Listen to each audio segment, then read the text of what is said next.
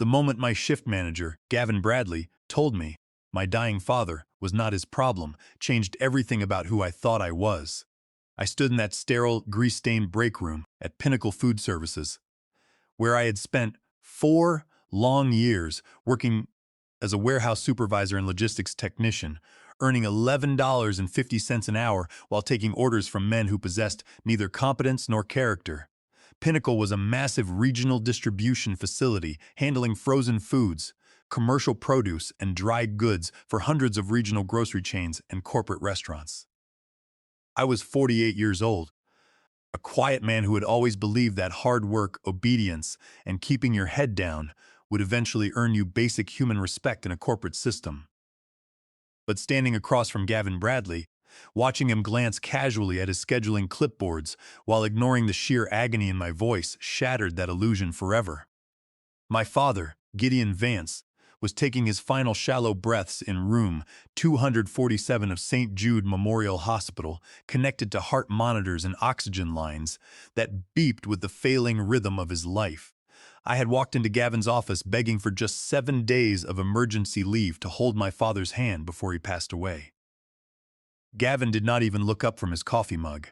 He merely sneered and said that my personal drama was not his concern, telling me to find coverage for my weekend shifts or not bother coming back at all. The words hit me like a physical impact, chilling my blood and stripping away every ounce of deference I had ever felt toward company policy. I walked out of Pinnacle Food Services without saying another word to Gavin Bradley. His sharp, arrogant voice echoed down the concrete hallway behind me, shouting that I would never work in the industrial sector of this city again, and promising that he would personally ensure I was blacklisted across every distribution center in the state. I ignored him completely, stepping into the muggy afternoon air and driving straight to St. Jude Memorial Hospital. My father had been my entire universe since my mother walked out on our family when I was barely 7 years old. Gideon Vance was a reserved, understated man who spent his life hunched over multiple glowing computer monitors in our modest apartment, wearing the same 3 faded button-down shirts for over a decade, while claiming he did routine data entry and financial record verification for private contractors. He lived frugally, ate simple meals, and never bought anything luxurious for himself. Sitting beside his bed in that quiet hospital room, watching his chest rise and fall under the pale blanket, I gripped his weathered hand and whispered that I was there with him. I stayed by his side through 2 sleepless nights, watching the vital monitors slowly fade as his body gave out after months of fighting silent heart failure. On Tuesday morning at precisely 6:45, my father passed away peacefully. The attending nurse offered gentle condolences, but peace felt like a distant, impossible fantasy as the reality of my grief settled heavily over my shoulders. For the next 6 days, I immersed myself in arranging a modest funeral service that I could barely afford on my meager savings. I fielded phone calls from a few of my former associates who expressed genuine shock and sadness at his passing, while inwardly dreading how I would manage burial expenses, unpaid rent, and basic survival costs without a steady paycheck. The memorial service was small and quiet. A couple of elderly neighbors from our apartment complex attended, including Mrs. Higgins, who lived across the hall and often shared baked bread with my father, along with 3 men wearing expensive tailored dark suits who stood quietly near the rear doors of the chapel. They did not speak to anyone, nor did they partake in the refreshments. They simply observed the proceedings with intense, analytical eyes that made the skin on the back of my neck prickle with unease. When I approached them after the service ended to thank them for coming, they merely bowed their heads respectfully, offered a brief word of sympathy, and departed in a sleek black sedan without giving their names or explaining their relationship to my father. I was left alone in the quiet church, holding my father's meager, personal belongings and wondering how a man who lived so quietly could attract such mysterious observers. Returning to Pinnacle Food Services on the following Monday morning felt like walking back into a bad dream that I had temporarily escaped. The warehouse smelled of hydraulic fluid, stale cardboard, diesel exhaust, and rotten produce, exactly as it always did. Gavin Bradley was standing near the central loading dock counter, a perpetual sneer fixed onto his face like a badge of cheap authority. My coworkers Jesse, Colt, and Grover gave me subtle looks of sympathy, but quickly turned back to their forklifts and clipboards. Everyone knew that Gavin had threatened to fire me, and no one wanted to risk their own livelihood by standing up to him. I tied my high-visibility safety vest around my waist and picked up my inventory scanner, expecting the usual morning barrage of hostility and verbal abuse from Gavin. Gavin walked toward me with a smirk, preparing to deliver a public lecture on absenteeism and employee subordination in front of the entire morning shift. But before he could even utter a single insult, the heavy glass doors of the front main office swung open, admitting a group of sharply dressed figures whose presence immediately silenced the entire warehouse floor. Leading them was a tall man in a dark navy suit, holding a leather briefcase. Walking with the supreme confidence of federal authority, he walked past the stunned warehouse workers and stopped directly in front of me, his sharp eyes scanning my face before looking down at his file folder. "Harlan Vance," he said, his deep voice carrying a tone of solemn command that echoed across the quiet loading dock. I nodded slowly, acutely aware of how worn my steel-toed boots looked against the polished floor. "My name is Special Agent Dwight Miller with the United States Department of the Treasury Financial Crimes Division," he announced. "We need to speak with you immediately regarding your late father, Gideon Vance." Before I could process his words, Gavin Bradley pushed his way through the crowd, an oily smirk spreading across his face as he tried to insert himself into the conversation. "Agent Miller, if there is a problem here, Harlan just lost his father and he has been completely uncooperative with company attendance policies," Gavin interjected hastily. Special Agent Miller turned his gaze upon Gavin Bradley with a look of cold disdain that froze the manager in his tracks. "Mr. Bradley, you will step back and remain silent," Agent Miller said firmly. "This matter involves federal financial security and grand jury investigations. Mr. Vance, please follow me to our mobile command unit." Gavin stood frozen with his mouth open, his face flushing crimson as I turned my back on him and followed the federal agents outside. As we walked out, I could feel the eyes of every worker on my back, sensing that the dynamic of power in this facility was about to undergo a seismic shift. I stood there for a brief second longer, looking into Gavin's cold, dead eyes, realizing that arguing with a man who measured human value solely by hourly output was completely useless. My silence was not surrender. It was the quiet gathering of resolve that would eventually tear his comfortable world apart. Inside the tinted federal sedan parked in the Pinnacle Logistics lot, Special Agent Dwight Miller opened a thick leather binder stamped with official seals. "For 18 years, your father, Gideon Vance, served as one of our most effective covert forensic accountants," Agent Miller began, causing my understanding of my father's life to shift dramatically. He was not a simple clerk doing mundane data entry. Under 26 U.S. Code Section 7201, which governs federal tax evasion and corporate financial fraud, Gideon was embedded in high-level, undercover audits targeting major logistics operations suspected of systematic tax evasion, wire fraud, and massive wage theft. The company you work for right now, Pinnacle Food Services, was his final and largest assignment. For 4 years, Gideon meticulously documented how Pinnacle's executive officers operated illegal offshore shell accounts in Panama and Grand Cayman, falsified payroll ledgers, and evaded $62 million in federal tax obligations while systematically altering employee time cards to steal overtime pay from workers. Agent Miller passed several financial spreadsheets across the small interior table, pointing to my father's precise, familiar handwriting on official audit logs. "The evidence your father compiled is thorough enough to secure federal indictments under Title 18 U.S. Code Section 1343 for wire fraud, which carries up to 20 years in federal prison for each offense," Agent Miller continued. However, Gideon was extraordinarily cautious regarding digital security. He locked his final master ledgers, unredacted bank records, and cryptographic access keys inside encrypted hardware drives. "We searched his residence, but we cannot locate the master decryption keys anywhere. Without those keys," $62 million in tax fraud evidence remains locked away, and the corporate executives responsible will walk away completely unpunished. Did your father leave you any instructions, safety deposit keys, or hidden files before he passed away? I sat in the quiet interior of the vehicle, staring at my father's name on federal case files involving tens of millions of dollars.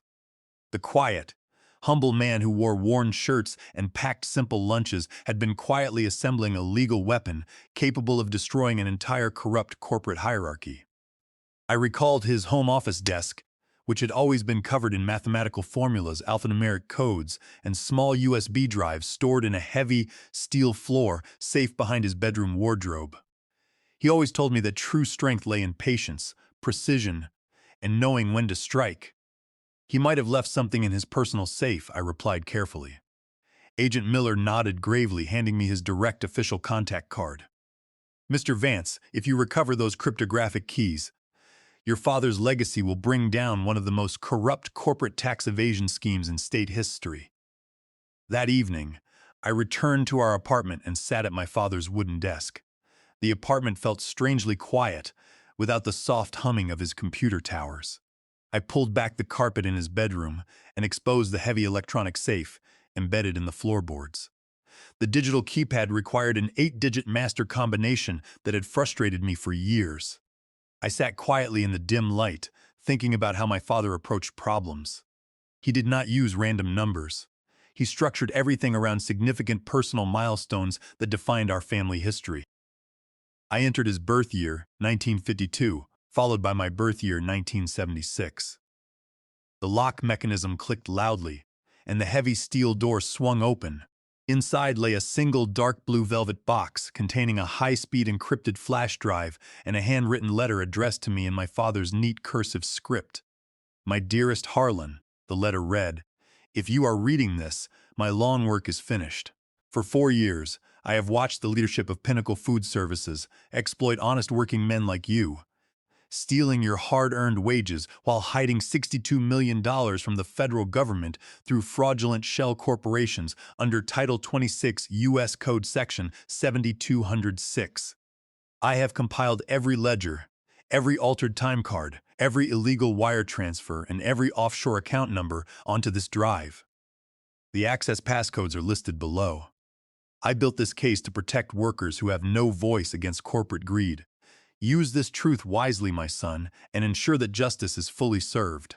I held the drive in my palm, feeling its immense weight, and realizing that I now possessed total, devastating leverage over Pinnacle Food Services, its corporate directors, and the arrogant manager who had treated my father's death with utter contempt. Instead of turning the drive over to the Treasury Department immediately, I spent the next 3 days conducting a thorough inspection of my own workplace environment. I paid close attention to details that I had previously ignored during my long shifts. I observed how Gavin Bradley manually adjusted the digital timekeeping system every Friday afternoon, altering clock-in hours for warehouse staff to keep them just below the threshold for full-time health benefits under Fair Labor Standards Act guidelines under 29 U.S. Code Section 201. I documented how cash bonuses collected from freight deliveries vanished into Gavin's private desk drawer rather than being distributed to the hard-working drivers. Gavin had even bragged to regional directors that he kept labor costs 15% below budget, receiving illegal cash kickbacks for his ruthless cost-cutting measures, while his workers struggled to buy groceries, pay rent, and afford medical bills for their children. I recorded every discrepancy on a private notebook, creating a secondary evidence file that mirrored my father's painstaking methodology. Every entry was backed by time-stamped logs and worker testimonies that I quietly gathered during lunch breaks. I sat at my father's desk late into the night, cataloging every piece of paper, every USB drive, and every handwritten calculation until my eyes burned with exhaustion. I knew that every entry in his notebook represented a victory for truth over corporate greed. I realized that simply handing the evidence over to federal prosecutors would result in a standard administrative review, a long corporate trial, and a modest informant reward, while the corporate entity itself might attempt to reorganize under bankruptcy protections to shield its assets. I wanted complete total retribution that would dismantle the company, compensate the exploited workers, and punish Gavin Bradley personally for his malice. Late on Thursday evening, I contacted Oak Ridge Enterprise, the premier regional logistics conglomerate that had been trying to acquire Pinnacle's distribution networks for over 5 years. Oak Ridge had repeatedly been stymied by regulatory hurdles and non-disclosure disputes manufactured by Pinnacle's executives. I requested a private meeting with Clara Thornton, the senior vice president of corporate acquisitions at Oak Ridge Enterprise. The following afternoon, I sat in Clara Thornton's top-floor executive suite, overlooking the city skyline. I placed a printout of my father's forensic audit summary onto her glass desk, alongside legal affidavits detailing $62 million in federal tax evasion, mail fraud under Title 18 U.S. Code Section 1341, and widespread wage theft. Clara Thornton read through the documents with sharp, calculating eyes, her expression shifting from skepticism to intense interest as she realized the catastrophic nature of the evidence. "Mr. Vance," she said, leaning forward across the desk, "this documentation is an absolute death sentence for Pinnacle Food Services. If this information becomes public or enters federal court, Pinnacle's stock will collapse overnight, their executive board will face criminal indictments, and their operational licenses will be revoked immediately. What exactly are you offering us?" I looked her dead in the eye and stated my terms clearly without hesitation. Oak Ridge Enterprise will purchase exclusive rights to this forensic audit dossier for $62 million, matching the exact amount Pinnacle stole from federal tax coffers and worker payrolls. In exchange, Oak Ridge will utilize this evidence to file an emergency corporate buyout and asset acquisition petition in federal court, presenting yourselves as a clean corporate whistleblower under federal regulations while assuming control of Pinnacle's infrastructure. Furthermore, you will guarantee that every warehouse worker currently employed by Pinnacle will be retained at 50% higher wages with full health benefits. Clara Thornton studied my face for a long moment, recognizing that I held absolute leverage over the future of the regional logistics market. She picked up her desk phone and summoned her chief legal counsel, Attorney Calder Wright. Within 4 hours of intense negotiation, the legal purchase agreement was drafted, signed, and executed under strict non-disclosure protections. The $62 million transaction was deposited directly into an irrevocable private trust account established in my father's memory. On Monday morning, I walked into Pinnacle Food Services wearing my casual civilian clothes instead of my warehouse safety vest. It was 9 o'clock, the height of the morning dispatch rush. Gavin Bradley was standing behind the central management counter, barking orders at Jesse and Colt while waving a stack of delinquent shipping manifests. When he saw me walking slowly across the warehouse floor without a uniform, his face twisted into a furious scowl. "Vance, what the hell are you doing out of uniform?" he shouted, his voice echoing across the concrete bay. "I told you last week that if you took time off without coverage, you were on thin ice. You are officially terminated for job abandonment. Hand over your badge and get off my floor before I call security to throw you out." I walked calmly up to his desk, completely unbothered by his shouting. I reached into my jacket pocket and pulled out a single sheet of paper, laying it flat on the counter between us. It was the official transaction receipt from Oak Ridge Enterprise, displaying the $62 million acquisition agreement along with formal notice of federal asset attachment and criminal indictment filing under Title 26 U.S. Code, Section 7201. Gavin glanced down at the paper with irritation, but as his eyes scanned the bold lettering, his face drained of all color. The anger in his expression vanished instantly, replaced by a look of sheer, paralyzing horror as he read the names of Pinnacle's offshore shell corporations, the exact tally of altered time cards, and the federal prosecutor's signatures attached to the bottom of the document. "What is this?" Gavin whispered, his hands trembling violently as he picked up the paper. "That is the receipt for the sale of your entire corporate empire to your biggest competitor," I said in a calm, measured voice that resonated through the quiet office. My father was Gideon Vance, a senior covert forensic accountant for the United States Treasury Department, who spent 4 years documenting every single crime tax evasion scheme, and wage theft violation committed by you and your corporate directors. When you denied my emergency leave while my father was dying and told me that his death was not your problem, you triggered the complete destruction of everything you built. Oak Ridge Enterprise now owns your contracts, the Treasury Department has seized your accounts, and federal marshals are currently entering the building. Gavin stared at me in complete disbelief, his breath hitching as the heavy double doors of the main entrance burst open, admitting federal officers with search warrants in hand, their badges reflecting the bright morning lights of the loading dock. As I stood in that office, watching Gavin's face turn pale, I felt a deep sense of relief wash over me. The 4 years of enduring insults, unpaid overtime, and public humiliation were finally coming to a close in the most spectacular fashion possible. Special Agent Dwight Miller entered the warehouse accompanied by 12 armed federal marshals and representatives from the Department of Labor. They moved swiftly across the facility, serving federal search warrants, securing computer servers, and placing police tape around the executive offices. Special Agent Miller walked directly up to Gavin Bradley, pulling a pair of steel handcuffs from his belt. Gavin Bradley, you are under arrest for federal wire fraud under Title 18 U.S. Code Section 1343, tax evasion under Title 26 U.S. Code Section 7201, and systematic wage theft under Fair Labor Standards, Act 29 U.S.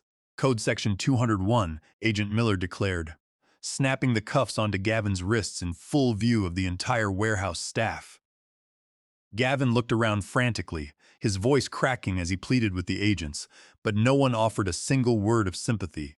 My coworkers watched in stunned satisfaction as the manager who had tormented them for years was led away in chains. The federal investigation expanded rapidly across all 17 distribution centers operated by Pinnacle Food Services. Federal prosecutors revealed that senior executives had systematically falsified financial ledgers for nearly a decade. During the grand jury proceedings, internal communications were uncovered, proving that Gavin Bradley had personally initiated time card alterations that stole over $85,000 in overtime wages from hourly workers, pocketing lucrative cash bonuses from corporate management in exchange for suppressing labor costs. Facing overwhelming evidence compiled in my father's master dossier, Pinnacle's chief executive officer and 3 vice presidents pleaded guilty to federal conspiracy and wire fraud charges, receiving prison sentences ranging from 12 to 15 years in federal penitentiaries. Gavin Bradley's legal defense collapsed entirely during his criminal trial.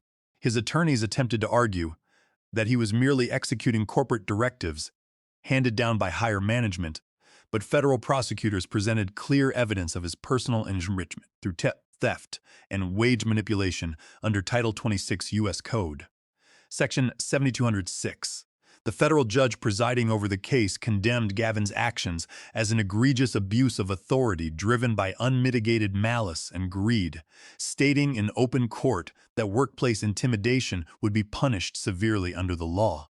Gavin was sentenced to 10 years in federal prison without eligibility for early parole, followed by 5 years of supervised probation. Furthermore, the court imposed a civil restitution judgment of $300,000 against Gavin personally to repay the stolen wages. The financial devastation forced him into personal bankruptcy. His suburban home was foreclosed upon, his personal vehicles were seized by federal marshals, and his wife filed for divorce, relocating to another state with their children to escape the public scandal. With $62 million secured in the private trust account, I chose not to retire into passive luxury or spend the wealth on personal extravagances. Instead, I established the Gideon Vance Foundation for Worker Rights, a nonprofit legal defense organization dedicated to protecting service industry workers, warehouse laborers, and hourly employees from corporate wage theft, illegal retaliation, and workplace exploitation. I leased a modern office building in the downtown financial district and hired experienced employment attorneys specializing in federal labor law under Fair Labor Standards Act guidelines. My very first executive decision was contacting my former warehouse coworkers, Jess, Colt, and Grover, who had been left vulnerable following Pinnacle's sudden restructuring.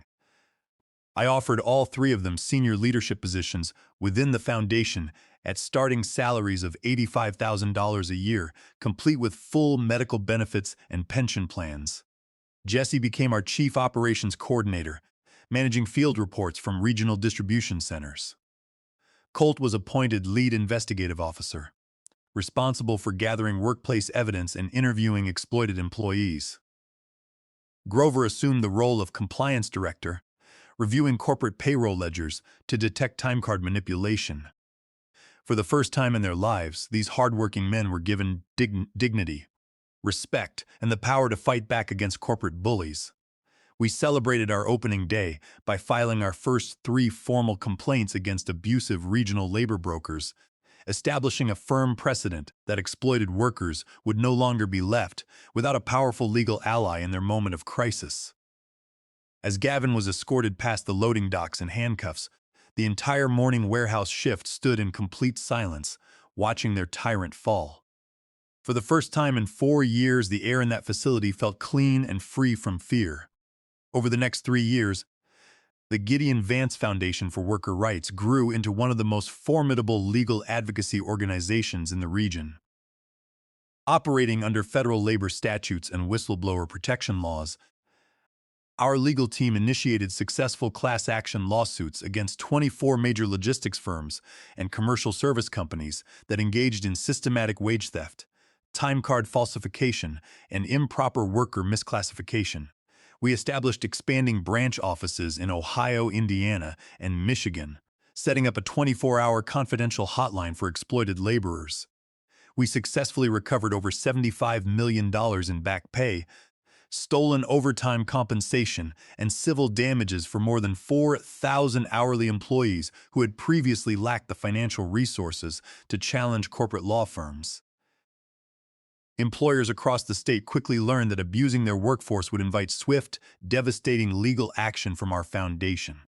16 months into his federal prison sentence at a medium security facility in Kentucky, I received a handwritten letter from Gavin Bradley, sent through the prison mail system. The letter was 5 pages long, written in shaky, desperate handwriting on lined yellow paper.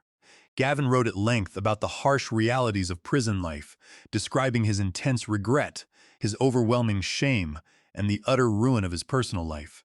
He admitted that his decision to deny my emergency leave when my father was dying had been driven by pure petty arrogance and a pathetic desire to exert power over a subordinate worker.